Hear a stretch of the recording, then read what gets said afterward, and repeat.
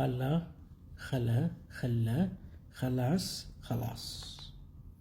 Now, this video is never for fun, and it's not for any silly competition which is the father, which language is the father of the other language. It's absolutely a silly competition to assume so.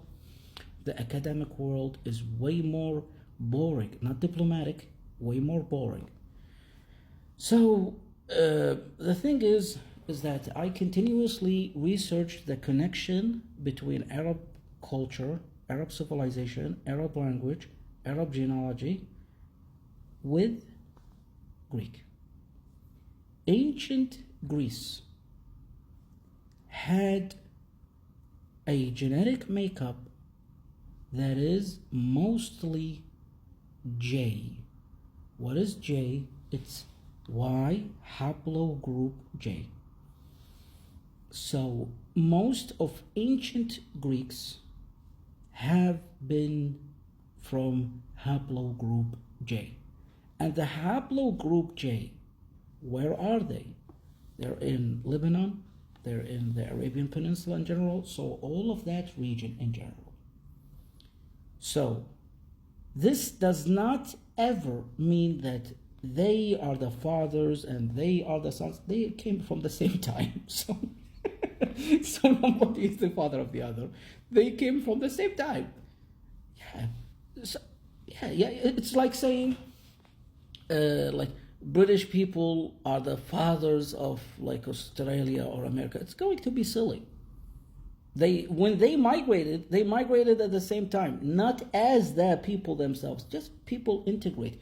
Look, anything that is peaceful and comfortable and diplomatic, because it's boring, people think it's insincere, just because it's not fun. Look, sadly, in the internet, people prioritize fun over boring academic facts. So let's continue. So nobody is the father of the other. Let's continue.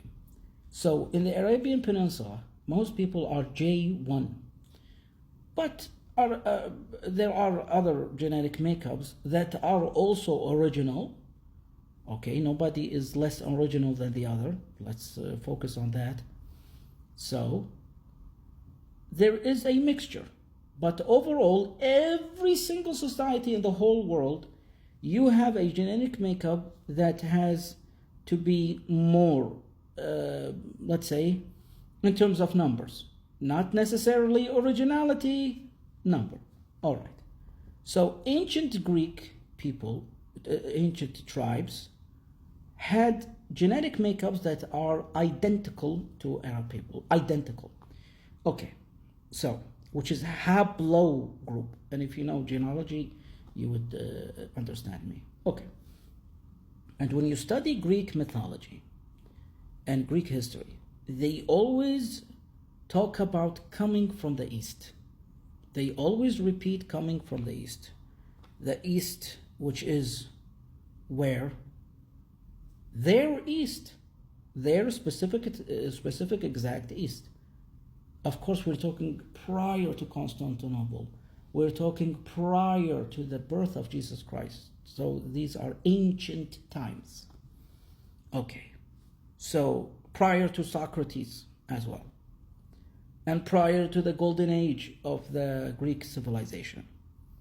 They had multiple tribes that I wrote all of these tribes in my other notebook, and I'm going to show you and continue talking about this research. These tribes had genetic makeups that are identical to Arabian Peninsula genetic makeups. So what does that, all of that means? Is that when you come across any word in the Greek language and the Arabic language, don't be so surprised that they are morphologically and phonologically and etymologically identical.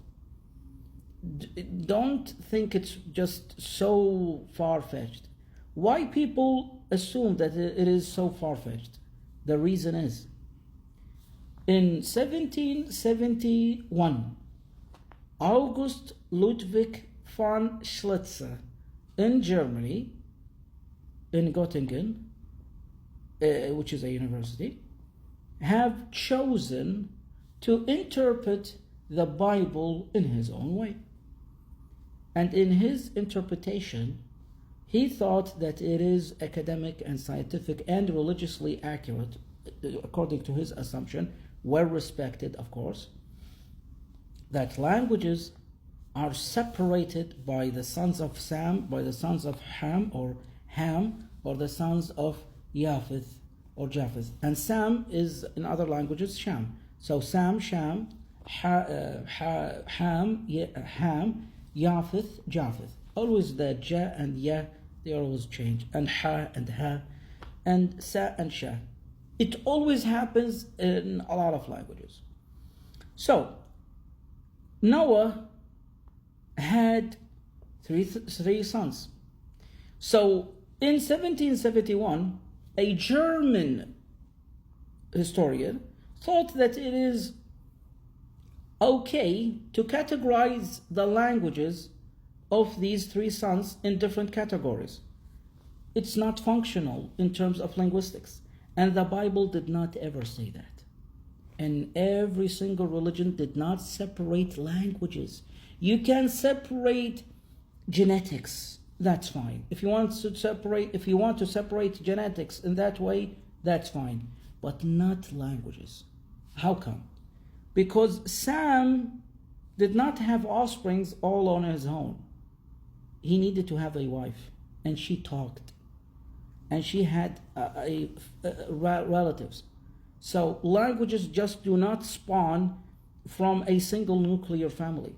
And while they were existing, their relatives were doing the same existing with them.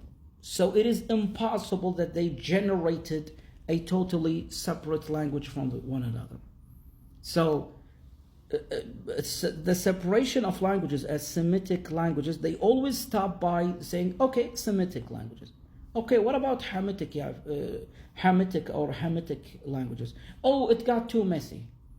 Meaning it got too, abstract, way too broad. It's not like cradled.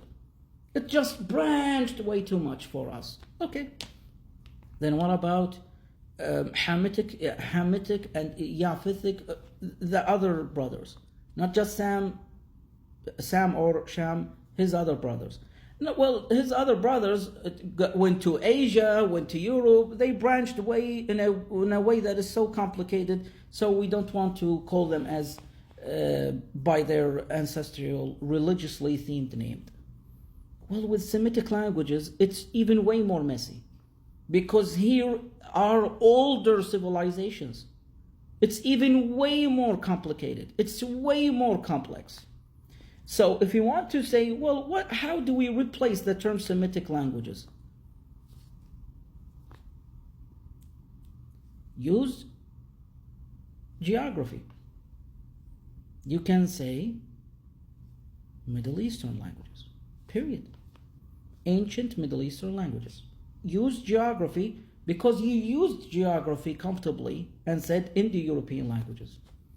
So if you depend on geography and genealogy, you will have a more comfortable result and not misinterpret any religion. Because when you do that, you just make it appear to be not in alignment with linguistics. And sadly, it's not its own fault. It's just a respected, old, outdated attempt. So, Khalla, to unconstruct something, to ruin, to damage something, to loosen, to fasten something, in ancient Greek, and in modern Greek it means to unconstruct something. Okay. Khalla in Arabic means to have an empty space. Khalla, to let go of something. Khalas, to unconstruct something, to let it go. In the Greek language, khalas, to talk to someone who unfastened something, or to damage something, to ruin it. So it's no longer constructed, so it's unconstructed. Learn about these two languages and you will not be convinced, but it's just going to be aha moment after aha moment. Thank you.